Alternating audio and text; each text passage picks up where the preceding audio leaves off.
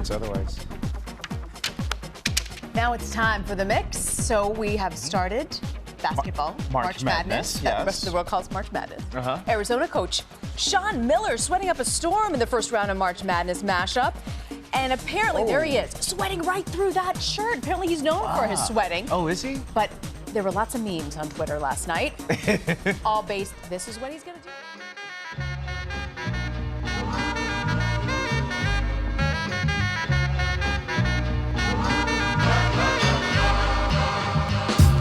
Welcome to Beers and Buckets, the podcast for degenerates like us who love basketball and drinking beer. We are part of the Basketball Podcast Network, where you can get the latest on all your favorite teams and what is happening around the NBA and NCAA. I'm your host, Connor Caldwell, and as always, I'm joined by Dowell Harmon. Dowell, what's going on, man?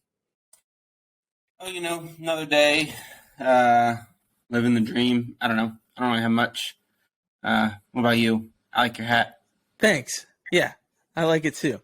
Went with the Magic hat tonight, wearing the UCF shirt tonight, so a little Orlando theme here tonight. But nothing crazy. Had a nice, relaxing Sunday of watching 12 hours of football and playing some Madden and just chilling.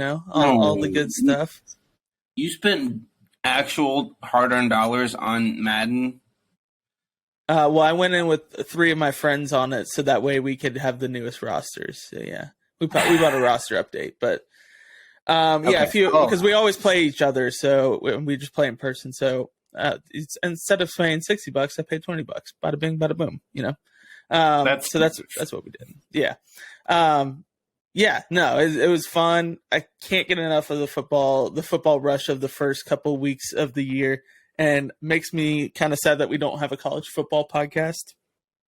I mean, we could start one, but it's a lot of work. And we don't really have a lot of time. We could do that. Yeah, we could do it. It's just like we don't have the time. And I really like what we're doing here with Beers and Buckets, which we got a great episode planned for you guys tonight. So we're not going to waste any more time. It's time for the beer review. Dal, what are you drinking? Let me get it.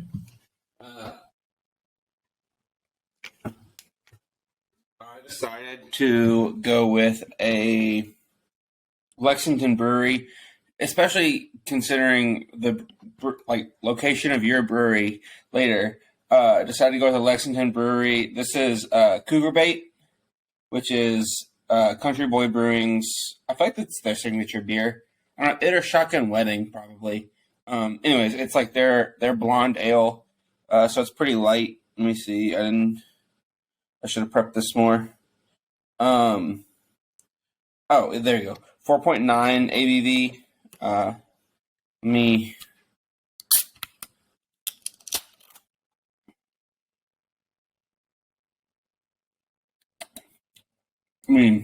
Incredibly crushable. I think leans more to the ale side than the blonde side. There's just like a little bit of like a hint of a taste there. But it's super light, super smooth. This is really good beer. I mean, I've had it before, so it's not like that I'm trying something new actually for the first time, but this beer is very good. Highly recommend. Sounds good. What are you comparing it to? I don't know. As always, you go ahead and I'll think of it because I never think of that off the top. Sounds good. I'm going with Florida Slush. It is from Swamp Head Brewery, which is in Gainesville, Florida, home of the Florida Gators, where they took an L Saturday night to our Kentucky Wildcats. And we know Scott Clark from Courtside Connect is punching air when there was a pick six because he said our secondary was doo-doo, and clearly not. So Anthony Richardson did not have a touchdown, and it was great to see. All around just exciting game. That little back and forth there, but glad we came out on top, obviously. But anyways, this is a Berliner Weiss, and it's like a fruited one. The can is really cool. It's kind of hard to tell, but like there's just like different shapes and stuff. And like I said, it's supposed to be like a slushy type taste. 7% ABV, 0 IBUs, and Untappd has it around 3.81. So kind of middle of the pack, where Untappd kind of keeps all the beers that we review. So let's give it a shot. Pretty good. I mean, I can see why it's called the slush. It's definitely got that, like, it's kind of a sweeter beer. It's not so much like it's not like a Hefeweizen or anything like that. It's not super heavy. I wouldn't say it's crushable though, because it's almost too sweet to be crushable for a beer. But there's still that beer flavor to it. It's definitely like a sour more than anything, but not gonna make your eyes water or twitch or anything kind of sour. So I recommend it. Kind of reminds me of basically like what Kansas football this year. Yeah, Kansas football this year. Because, like, you never heard of this and you don't care about it. And Kansas sucks, but this year they did a little bit better. So we'll see. But so far, yeah. And they wore their sick, they had like red jersey or red pants, red helmets in their win against West Virginia this weekend. Yeah. I was with a couple of people that are from West Virginia, so we ended up flipping back and forth. I actually missed both of the long snapper snafus. Snafus. I missed both of them because we had switched back to the Kansas West Virginia game, and I was like, guys, we are not switching back to the Kansas West Virginia game when the long snapper is on the field again. But that game was actually pretty fun. The UK game was obviously very fun too. Yeah, definitely. So, but I'm going to. Oh, no, go ahead. I was saying I'm gonna stick with my Kansas football comparison here. We don't know what it has in store for us for the rest of the season, but right now it's like you kind of enjoy it. You'll tune in for a game which you wouldn't have done before. So sure. I am going to compare mine to Houston basketball. Really, really good. Kind of underrated, honestly, too. I feel like that Houston has been really, really – I mean, they've been like one of the best programs over the last 3 or 4 years. And I feel like that if you're looking at a list and seeing their ranking, you would obviously see that. But if you're just kind of thinking off the top of your head, like who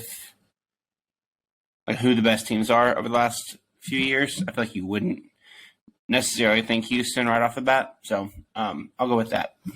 Sounds good. So the NFL's opening weekend was action-packed, and it's just getting started. So, like, how many ties did we get in the 1 o'clock slate? Like, or how many overtimes did we get? And a tie, which an NFL game should never end in a tie. But I digress. Get ready for week 2 of touchdowns, big plays, and even bigger wins with DraftKings Sportsbook, an official sports betting partner of the NFL. This week, new customers can bet just $500 on any football game and get $200 in free bets instantly. So you bet $5 and you can get $200 in free bets instantly. So if you want more action, everyone can experience the thrill of DraftKings an early win promotion. It's simple. This Sunday, bet on any NFL team to win. If your team leads by 10 at any point during the game, you get paid instantly. Let me repeat that. It's very simple. This Sunday, bet on any NFL team to win. If your team leads by 10 at any point during the game, you get paid instantly, even if your team ends up losing. So your team just has to get up 10. So Falcons fans, you got this. You absolutely got this. So download the DraftKings Sportsbook app now. Use promo code TBPN to get $200 in free bets instantly when you place a $5 bet on any football game. That's code TBPN only at DraftKings Sportsbook, an official betting partner of the NFL. Minimum age and eligibility restrictions apply. See the show notes for details. Dowell, lately I've been listening to a lot of audiobooks. What have you been listening to lately? A I think there's a ton of coverage on House of the Dragon, which I've been trying to listen to. I actually haven't seen last week's episode. I haven't either yet, so no spoilers. I heard it is it's an interesting episode. From what I've seen. But there's a bunch of stuff I've been listening to for that, and the Lord of the Rings show, Rings of Power. Yeah, listening to a bunch of that. I haven't caught up on that yet, but I've been listening to a lot of audiobooks. I've been listening to Jeanette McCurdy's book. I'm glad my mother died, I think is what it's called, or Glad My Mother is Dead. Pretty interesting, pretty funny so far, but it's been great. And one of the reasons it's been a great listen to is because I use the Raycon wireless earbuds to do it. So Raycon's everyday earbuds look and feel and sound better than ever. I used to be an AirPods guy, but these are actually pretty good. Really like them a lot. With optimized gel tips for the perfect in-ear fit, these earbuds are so comfortable and they don't budge at all. Trust me, they don't. So it gives you 8 hours of playtime and a 32-hour battery life. Raycons are priced just right. You get the quality audio at half the price of other premium audio brands. It's no wonder Raycon's everyday earbuds have over 50,000 5-star reviews. Some of the cool features, I think, the awareness mode is pretty cool. So it kind of senses what your surroundings are and what you're doing on your phone and things. So pretty interesting. And then obviously noise isolation. So haven't used them on an airplane yet, but I'll be interested to see how well that works, because that's one of my gripes about just any earbuds is just how it's hard to get that noise isolation out, especially on an airplane, obviously. So when do you kind of listen to your stuff? For me, it's during the day when I'm working, even in the office. But also, I've lately been taking them on to the grocery stores and when I'm doing my grocery shopping, and obviously I take them out when I go to check out. But it's so much nicer than just hearing whatever grocery store music there is. You gotta go one ear in the grocery store. That's what I do, so that you can still talk to people, you can still interact. No, I don't want to talk to anybody. Well, but sometimes you have to. No, I take it out. Yeah, I take it out for sure. But okay, so go to buyraycon.com. That's buyraycon.com today and use code TBPN15 to get 15% off your Raycon order. That's code TBPN15 at buyraycon.com to score 15% off. That's buyraycon.com, code TBPN15. All right, so during the college basketball season, off season, sorry. I'm going to redo that. During the college basketball off season, we've been breaking down either by ourselves or with a guest that is knowledgeable about a certain team, the top 25 teams from last season, team by team, and previewing them for the upcoming season. We'll talk about roster movements, staff changes, and other impactful events for each team. So this week's team is the Arizona Wildcats, #Beer Down, #Bear Down. Before we move on to anything about this team, why is there #Bear Down? This is the same as War Eagle and them being the Tigers. It makes no sense. It makes no sense at all. I don't get it. And I went to Arizona this summer and I asked people, and I did not get an answer. And that's the first, at least Auburn people will BS you and tell you oh yeah, this is why and whatever. They don't do anything for us with Arizona. So I don't get it, but oh well. I don't know. Yeah. #Beer Down. Last season for Arizona, they went 33-4, 18-12 in the Pac-12. So they finished first, obviously, in the Pac-12, finished second in the AP Top 25 and fifth in Ken Palm. They were a dang good team, man. They were a dang good team. Massive team. Yeah, I mean, huge, but they had shooting. Let's talk about some of the departing players. You guys know how I feel about Benedict Mathurin. Let's talk about some of the departing players, though. Dowell, break this team down of who's leaving and why it's a big loss for some of these guys.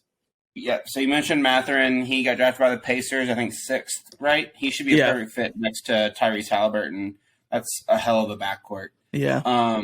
You got Christian Koloko, who like essentially didn't shoot threes his entire career, and then went to the combine and absolutely balled from three, and then got drafted by the Raptors in the most Raptor pick of all time. Yeah. He should be really good. He was their starting center. We got Dalen Terry, their point guard, got drafted by the Bulls, I think in the second round, maybe the very end of the first round. I don't know. He was kind of like a draft darling as well.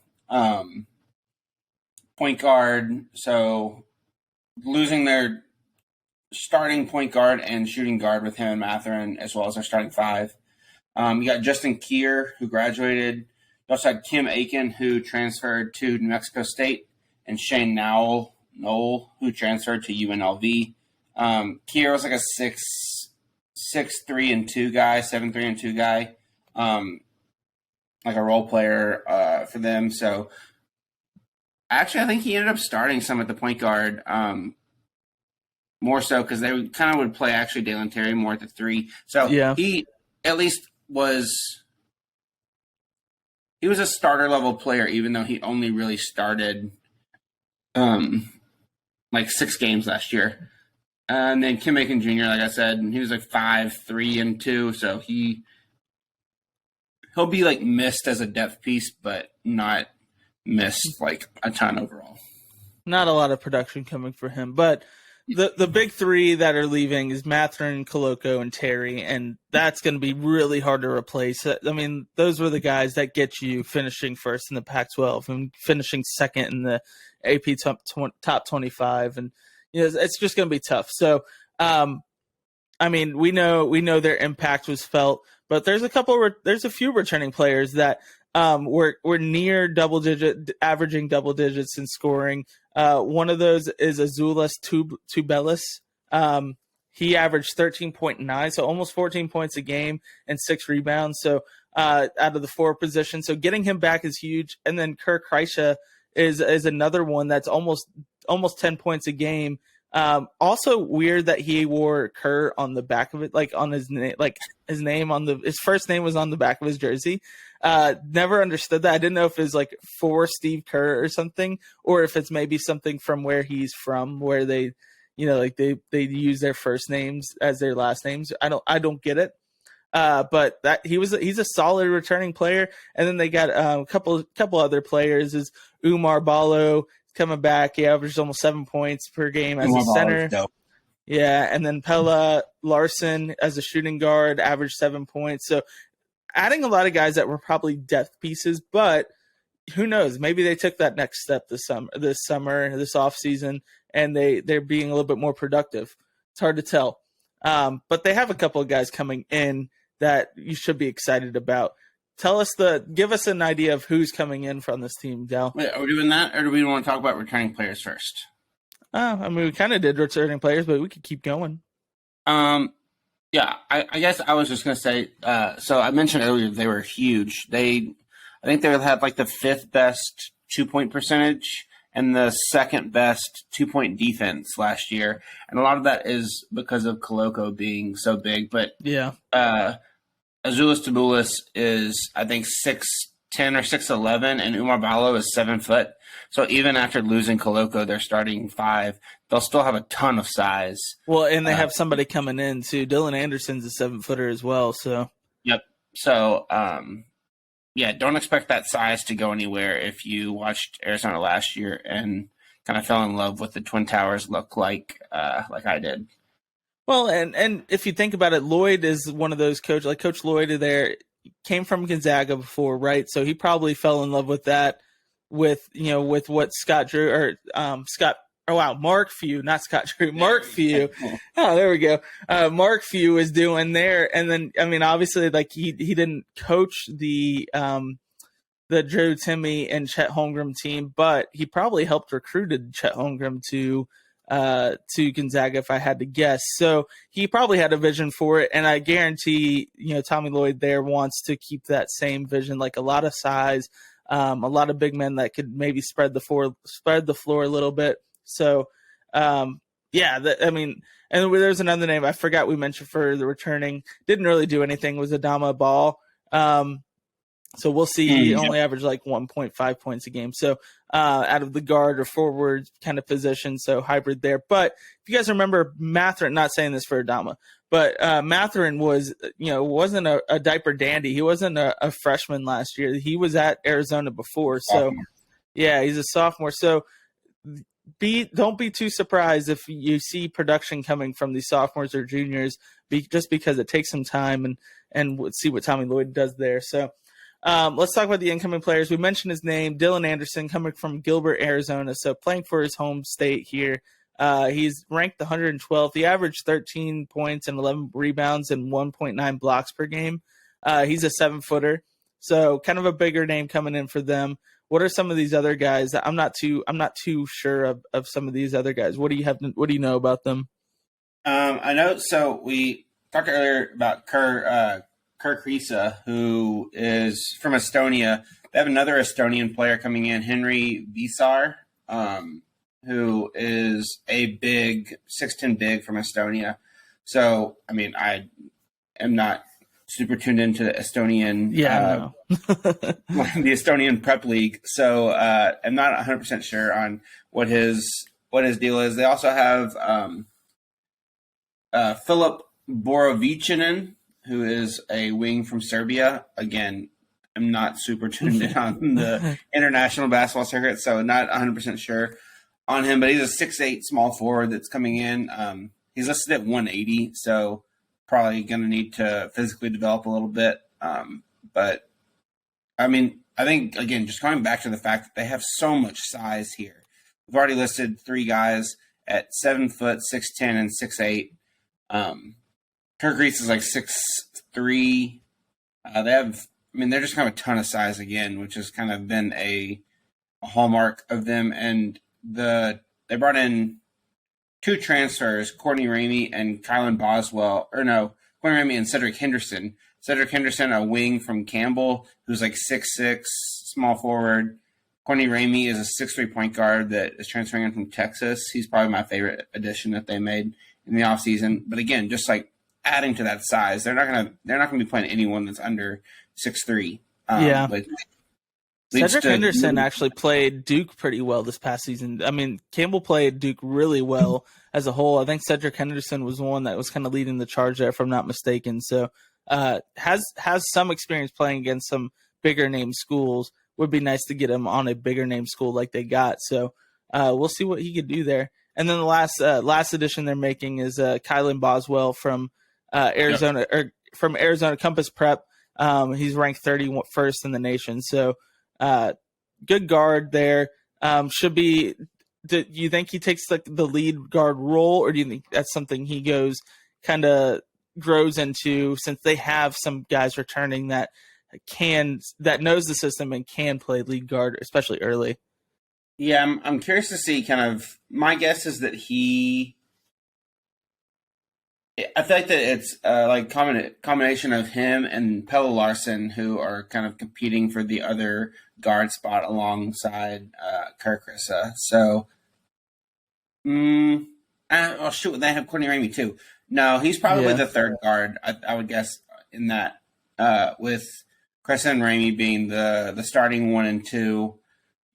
That way, I mean, again, I feel like that it's a broken record kind of saying this, but I like being able to let the freshmen come off the bench so they don't have the pressure on them. So let him be the third guard that kind of come in, be the scoring punch there, and let those other 2 guys kind of run the ship to start.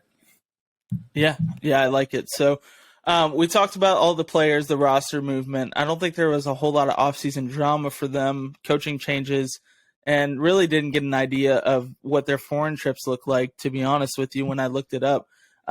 So let me ask you this: where do you see this team where do they fall in terms of Pac-12 rankings, and then kind of in the grand scheme of college basketball? Where do you think they start? Where do you think they kind of end, from what you can tell? Obviously, there's injuries and things like that factor into it, but we're just getting an idea of this.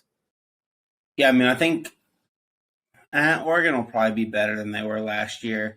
I feel like they're still just a clear 1-2 with them and UCLA, especially them getting back Jaime Jaquez. I know that I think it was the Ion College Basketball podcast, the CBS podcast they were talking about. Yeah. They did a big, like one of those anonymous coaches polls where they got people to vote in.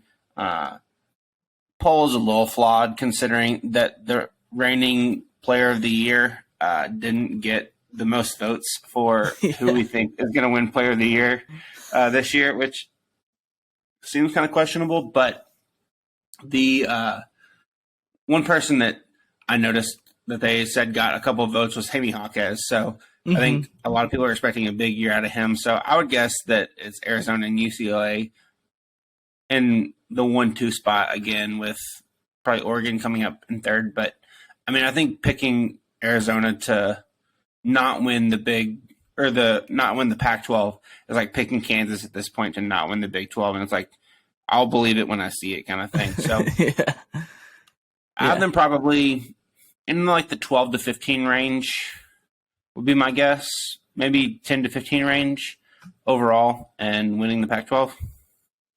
Yeah, I actually have them. I have them at finishing second in the Pac-12, and I have them probably in the 20-23 range to start, and to finish too. To be honest with you, I just think it's a lot of production that they're replacing with Koloko and Mathurin leaving and Terry leaving, and those are 3 NBA guys that are going to get actual NBA minutes this year. So there's a lot of production to replace. And I think what was the nice thing about Lloyd being his first year there was the first or second year last year? First year, right? Either way, it's relatively new. So when you get a newer coach in there, first year, yeah. So with his first year there, you don't have an idea of what they want to do, how he wants to run his offense and defense. And so you're able to catch teams by surprise. And then also just the sheer talent, like I said, that they had with those 3 guys. So I think it'll be a little bit of a sophomore slump for Lloyd, but not too bad. I mean, I still have them finishing second in the Pac-12 and like let's say in 20 to 23 and in college basketball overall. Most teams would take that in a heartbeat. So I think it'd be good for them just to be around there. And also I'm not super high in Courtney Ramey, so that is a not a flaw, but that is one of those asterisks there that makes that brought me down a little bit. So I think I'm a little bit higher on him than you are. I will also just say, even if you do expect them to take a step back, they won the Pac-12 by 3 games last year. Yeah, they did. They were 18-2, and UCLA was 15-5. So they could even take a step back and still clear the rest of the Pac-12. That's true. But also at the same time, when we did the UCLA preview episode, we talked about how UCLA kind of got the benefit of over performing or outperforming their expectations the year before, and so they were kind of hyped up for this past year when they really shouldn't have been. So it's tough. But let's talk about the all-time Arizona starting 5 and 6 man though. But we have to. I don't want to do this. This is hard. We have to do it. Let's not go in order though. Let's go in order of who we think. Like when you think Arizona basketball, who do you think first? And I don't know. For me, I'll go ahead and say for me it's Iggy. It's Andre Iguodala. But that could be a flawed statement. I don't know. Who do you think should go first? I'm gonna go a Magic Homer pick, and Aaron Gordon is the first person I think of. What? That's wild. So I mean, we could do that. And we could put Iggy at the 3 and Aaron Gordon at the 4. Let's do that. Okay, I'm down. Really, where we're going to get into trouble is there's just so many guards that I have to pick from. But the pickings for their big men aren't nearly as It's pretty tight. I mean, like if you go, there's probably better guys to go with it, but at the same time, like, I mean, it's so tough because they're so guard and like wing heavy, So like, are we really going to put DeAndre in the top 5 for Arizona players, especially when they finished what he finished, like if they got bumped in the second round with him, So the only reason that I am down to put him there. And it's the same reason why I think that I'm happy putting Aaron Gordon here too, is those two guys are the highest rated recruits Arizona has ever gotten. Yeah. They also paid for him, but yeah. Hey, business, baby. Everybody's cheating. It's just if you got caught, and he got caught. Yeah. Right. Yeah. Now let's do Iguodala at the 3, Aaron Gordon at the 4, and then we'll do Ayton at the 5. So now we have to pick a shooting guard, a point guard, and a 6-man. It's just not easy to do. Not easy at all. Let's go with the point guard. Let's pick our point guard first. Who are we thinking here? I mean,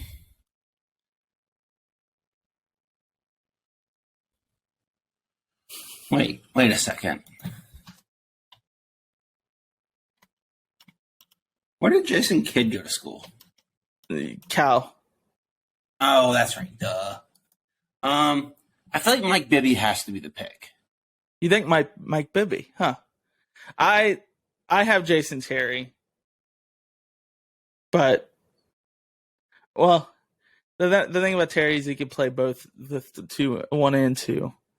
Let's go with Mike Bibby. He's a pure point guard. Mike Buffy, as we call him now. I don't associate Jason Terry with Arizona. Fair enough. Okay, so if we're doing that, then I get the pick of the shooting guard here. I'm going Gilbert Arenas with our shooting guard. The shooting guard. That's a pun right there. Yeah, that's a double entendre. Bad, Dowell, bad. I'm not the one that did it. I like the Gilbert Arenas pick though. Okay, and then to wrap things up, who's our 6-man? All right, so I'm gonna petition for us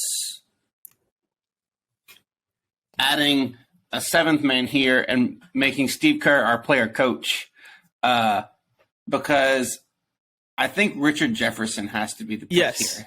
Yes, I wanted to pick Richard Jefferson just so I could make a TikTok of it and tag him in it and see if he responds. So yeah, yes. So Richard Jefferson is our 6-man, and Steve Kerr is our player coach, 7th man, I guess. We're leaving so many people out, though. This is wild. It is. I mean, you got Lauri Markkanen, Channing Frye, Derek Williams, Damon Stoudemire, TJ McConnell, Luke Walton. Like, there's so many players that, and Luke Walton's not like that crazy of a pick, but he was pretty decent in as a college player, yeah. Yeah, and Rondé Hollis Jefferson, pretty decent player. From Stanley Johnson. 90s. God, man, they have so much talent that came out of. Some pretty good players overall, and not even mentioning the guys that just left in the draft. Like, we don't know where we'll end up naming Ben Mathurin or Koloko or Terry, when all is said and done. Yeah. But God, Ben Mathurin was so fun to watch this year. I would love to put him in this top 5 eventually for what he did at Arizona.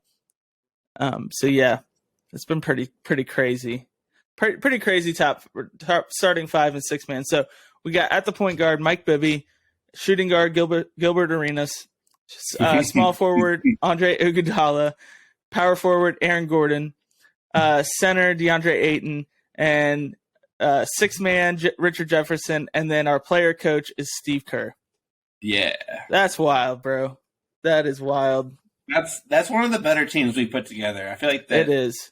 That rivals the UConn team that we put together. Is UConn still the best team that we have done? Yeah. We technically didn't do a Kentucky one. So UCLA is pretty good. UCLA's is pretty good too. So rivals, it's up there. It's in that tier of teams for sure. So I like it. So all right, man, it's last call. What do you got for us tonight? I wanted to shout out whenever you did the ad read for what you've been listening to. I've been listening to a lot of Ringer podcasts. That's what I listen to often. But one of their staff writers, podcasters, Jonathan Sharks, passed away from cancer. Was an incredible person to listen to talk about basketball. He was on all of their NBA draft kind of coverage.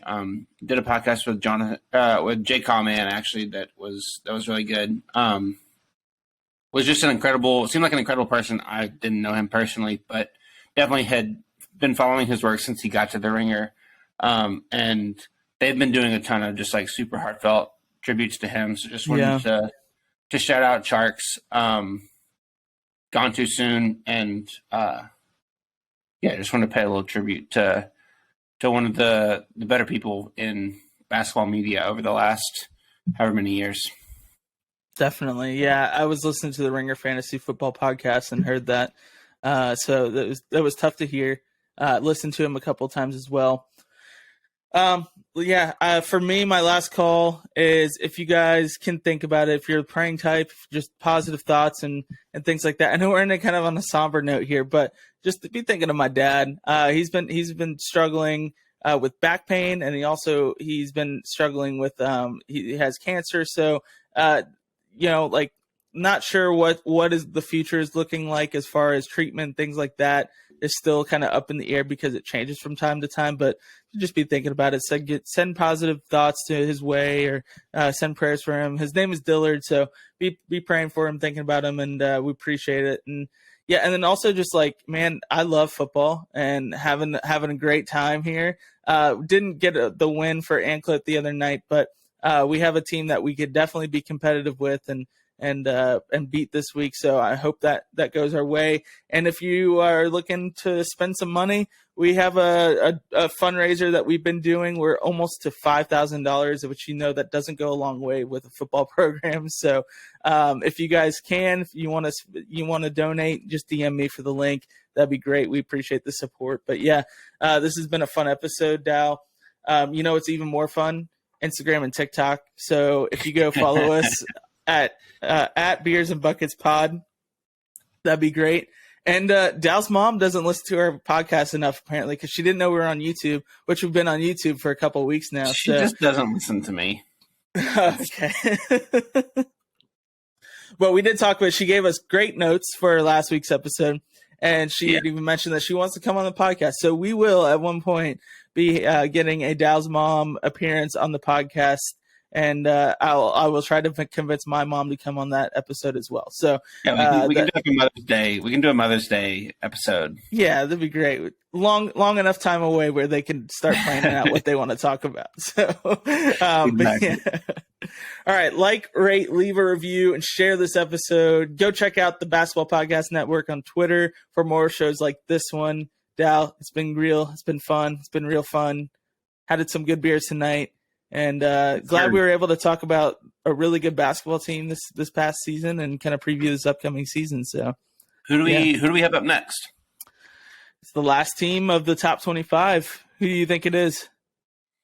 Is it Gonzaga? It is Gonzaga. So we're gonna try and find a guest for this one. Maybe we get that one dude that has been an absolute menace on Twitter, and just to talk crap to him. That might be fun. No, I don't know. I'm going back and forth on that. That's a space in Twitter that I don't know. Yeah, I'm not sure. I have no idea who you're talking about, and I'm so happy that I don't know. It's Josh Leinke or whatever. I forget his name, but we'll find a guest for next week. It's the number one team. We got to get a guest on, so we'll find a guest for Gonzaga, and we'll make sure that we have a good episode planned for you guys next week. And yeah, so that's the bottom line because Connor said so. You guys have a fantastic week. Stay safe, have fun, watch football, and yeah, take care. Good eats.